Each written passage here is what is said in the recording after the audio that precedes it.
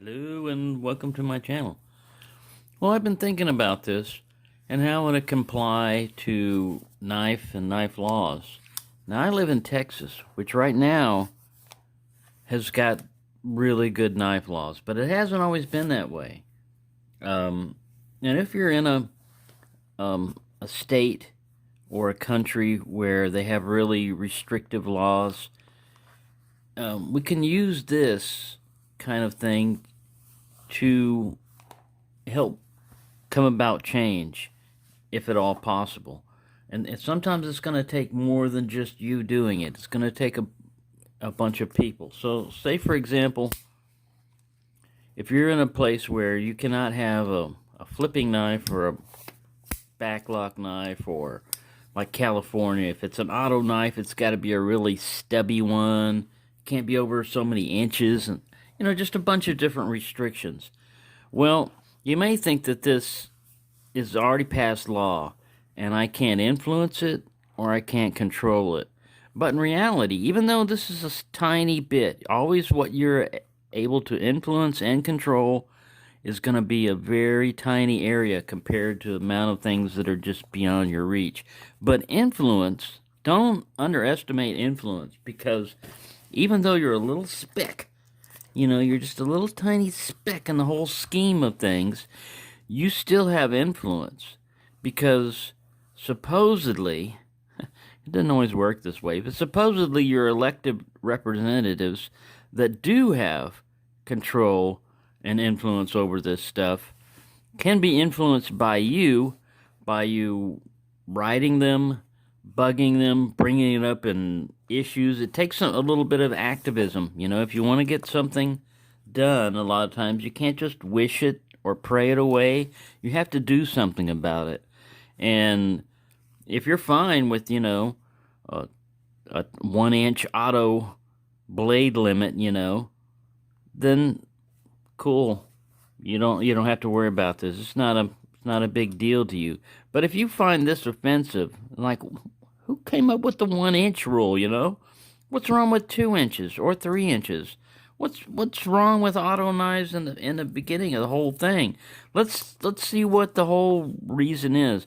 What is your reason behind limiting this to 1 inch? What is it? Safety? We got to point out that it's ludicrous, really, if you think about it. It's the same thing they always said about switchblades. They were like, "Oh, this is so dangerous because the knife can come out so fast. It should be illegal." This is not a switchblade, but for an example, this was considered a switchblade in Texas for the longest time. You were if it was able to push a button, which they considered this was like a button, and it just popped out real fast. Ooh, scary. Ooh, that's scary. Ooh, we don't want that. And a lot of times what it came down to was, like, I think back in the day, a lot of motorcycle gangs and back then gangs weren't as big of a deal as they are now. They weren't as organized. It was just more like kids being kids. But it was kind of a dangerous thing, if they whipped out a switchblade and, that type of stuff. And so a way to control that was, don't go after the people, go after whatever they're carrying. In this case, it was switchblades. So they start making stuff like that illegal. And most people are like, man, I don't need a switchblade. That's fine. Get rid of it. Get rid of them punks, And it becomes law, and a lot of people stop questioning it. Well, after a while, they were like, hey, this isn't so much a big issue about punks and everything. A one-handed automatic blade knife is good for somebody who's handicapped, that only has one hand. What about disabled veterans, people that were in the war that lost their arm for their country? You're saying they can't have a one-handed knife, that's auto-opening because it's dangerous? Dangerous to who?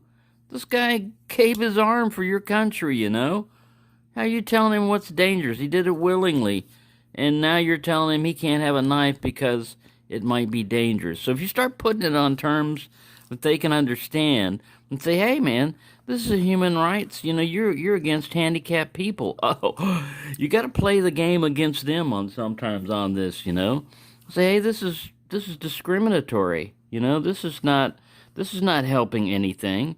If you start bringing up statistics and be able to prove it, look, the vast majority of crimes are that with knives are caused by kitchen knives.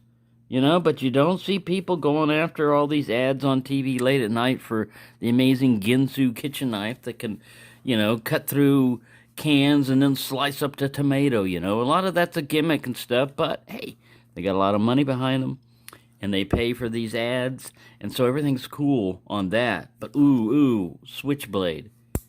So, it's just one of those things where don't discount what you can influence. And this can apply to anything. It can apply to politics. It can apply to knife laws. It can apply to if there's a neighbor next to you, that has a barking dog that's barking all the time. And, you try to work with them and everything else. Maybe the dog's hungry or needs attention. You try to do everything else. But the person just turns out to be an asshole. And they don't care about you. They don't care about the dog or anything else. Well, you may think this is out of your control. It's not your house. It's not your dog. But it is influencing you. And that dog is influencing you. So it's in this kind of zone. And that's when you start thinking, hey, man, if I have to, I'm going to look up the lease restrictions and everything and noise restrictions and everything else. And I don't want to do this. But if it comes down to it, I may have to start reporting you, to management because I think you're abusing your dog or your dog, isn't allowed to do this. That's why I say I hate to get to that point of it, but that still is within your area of influence. And it's the same way with knives. You don't have to live with a tiny little restrictive knife. If a lot of politicians were down to it, this would be the biggest knife that you could have. And even then, in some circumstances, that's just a little too scary, Why should we have to put up with other people's fears, The only way we can get out of this is to educate them. Like, look, man, this thing is no more of a threat to you than this thing. It's all depending. It's a tool. Let's address mental health issues and other issues.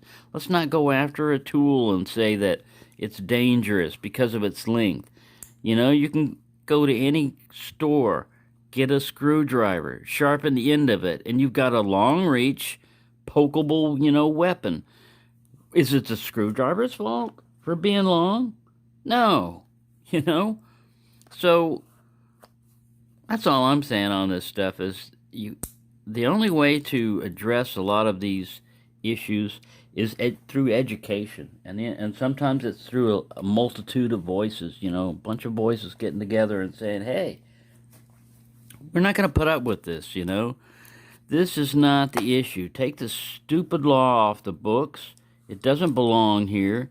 If it becomes, if you use any kind of a bladed instrument to hurt somebody, there are laws covering that, no matter what the length is. You've just assaulted somebody, So we already have, if we're not going to be able to legislate fear away. People that are easily afraid, they're going to be afraid of everything. We can't make the world so safe for them that it's safe for everybody. Ooh, if we just got rid of all guns and all knives and all knowledge about how to make edged weapons and stuff, or how to harm each other, well, then there would be no crime and there would be no... no, your argument falls flat. The whole thing that you're trying to do is legislate your fear away.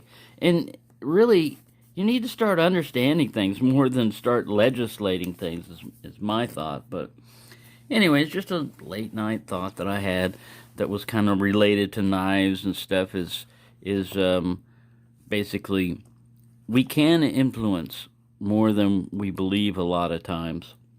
But if it gets to a point where there is no influence or no control, like, an asteroid, you may even think like, well, asteroid goes off its planet, goes off its path and goes to hit me on Earth. There's nothing I can do about it. Well, if it really worries you that much, you can start bugging your government agencies and say, hey, do we have any programs to detect rogue asteroids, still, there's nothing you can do about it, but it's like, keep questioning it, say, hey, what if we do detect one? What's our plan?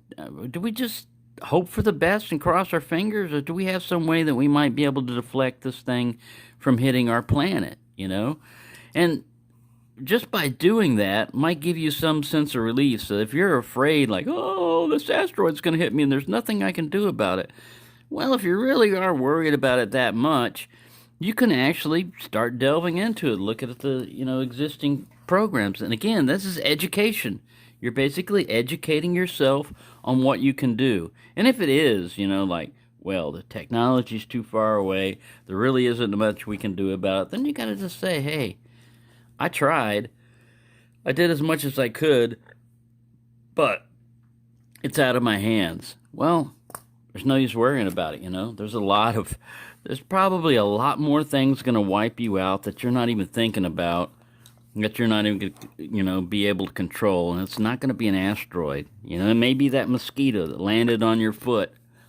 He's carrying some kind of virus that you don't have, the immune system can withstand it. Yeah. So all your preparing and all this other stuff didn't do you anything against a mosquito. Now, if you're worried about it, again, influence. You can see what spraying programs they have and all this other stuff. But I'm just saying, usually the reason why things get you is because it comes out of nowhere. You weren't thinking about it. You weren't planning for it. And boom, there it is. And if you don't have anything to control that situation, if you've never thought about it, then there's a good chance that it might get you. But there's so much that we don't know and so much that we can't control that really, after a while, you've got to address, what is your real fear? Are you afraid of dying or how you die? Because everyone dies. Every human being is going to die sooner or later. You might want to address your fear of death before you don't want it to limit you so much that you're so afraid of anything getting you that you don't live, that you basically shut yourself out from everything.